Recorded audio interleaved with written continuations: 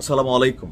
আমি মনে করি ইরান খুবই ঐতিহাসিক একটা সিদ্ধান্ত নিয়েছে, কিন্তু এই সিদ্ধান্তটাকে বাস্তবায়ন করা খুবই কঠিন। কারণ আমি, আপনি, আমরা, আমাদের রাষ্ট্রগুলো যদি কখনোই সিদ্ধান্ত নেয়, এটা থেকে বের হইতে পারবো না। একটু ব্যাকগ্রাউন্ড থেকে শুরু করছি। মানে, যখন টেলিফোন আবিষ্কার হয় নাই, আপনি একটা দাওয়াতে গেছেন অথবা কোনো আত্মীয়ের বাসায় গেছেন, তো তখন হয়েছে কি, যায় দেখছেন যে আত্মীয় নাই।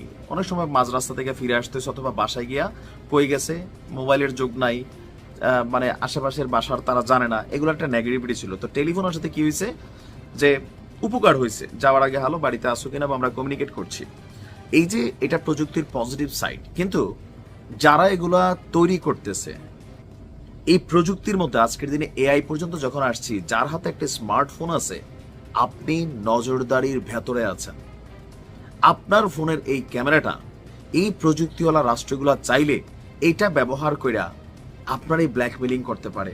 প্যাগাসাসের নাম শুনছেন না? ইসরায়েলি প্রযুক্তি, যে আপনার ফোনের ক্যামেরা অটোমেটিক অন হয়ে যাবে, আপনি বলতেই পারবেন না। বিভিন্ন ধরনের মেলওয়্যার সফটওয়্যার